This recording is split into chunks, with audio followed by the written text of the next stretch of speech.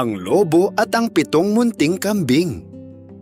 Noong unang panahon, sa dulo ng kagubatan, may isang maliit na bahay.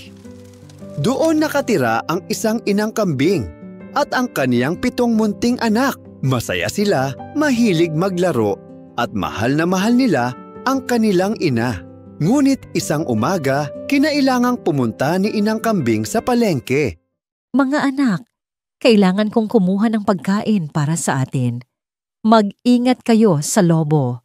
Matalino at mapanganib siya, pero makikilala ninyo siya sa kaniyang magaspang na tinig at maiitim na mga paa. Tandaan, itim ang kanyang paa. Huwag ninyong pagbubuksan ng pinto. Tumango ang mga munting kambing at nangako na mag-iingat. Hindi nagtagal, mula noong umalis ang kanilang ina, may kumatok sa pinto.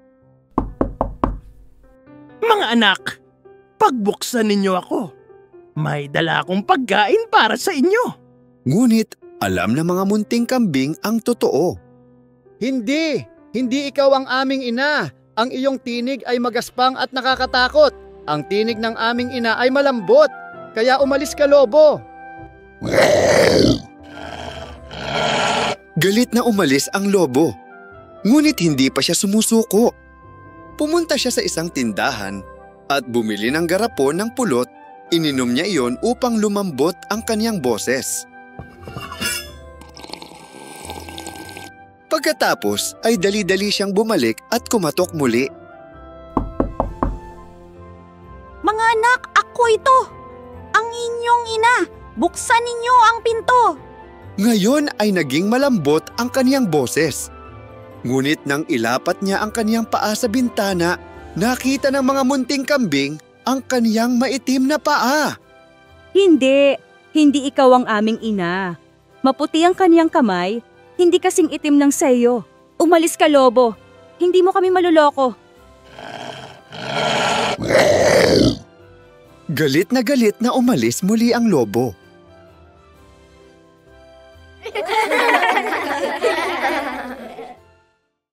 Ngunit tuso ang lobo.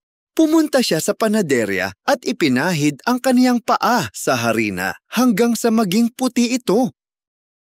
Bumalik siya agad sa bahay at minarkahan ng puting paa ang bintana. Puting paa ang marka. Puti ang paa ni ina. Baka sa kanya iyan. Mga anak, ako si inay. Nandito na ako. Ngayon, malambot na ang boses niya at ang paa niya ay puti. Kaya naniwala ang mga munting kambing. Binuksan nila ang pinto. At pumasok ang malaking masamang lobo. Sumigaw at tumakbo ang mga bata. Nagtago sila, ngunit nakita silang lahat ng lobo. Maliban sa pinakabunso na nagtago sa loob ng orasan. Tumakbo ang lobo palayo at nang siya ay mapagod, pumunta siya sa tabing ilog upang magpahinga.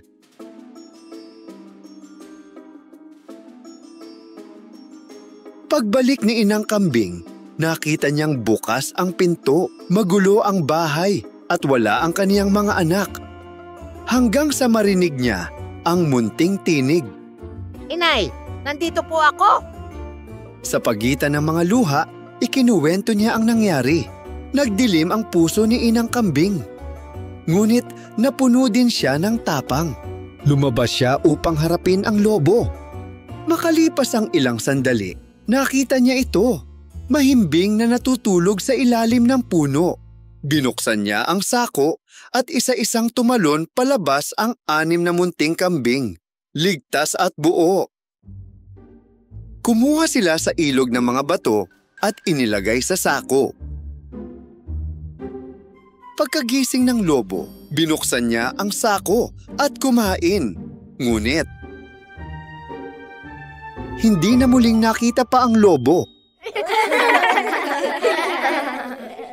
Umuwi silang masaya at sinalubong sila ng kanilang bunsong kapatid. Niyakap nila ang kanilang ina at nangakong palaging makikinig at magiging maingat. At mula noon, sila'y namuhay ng ligtas at masaya sa kanilang munting tahanan.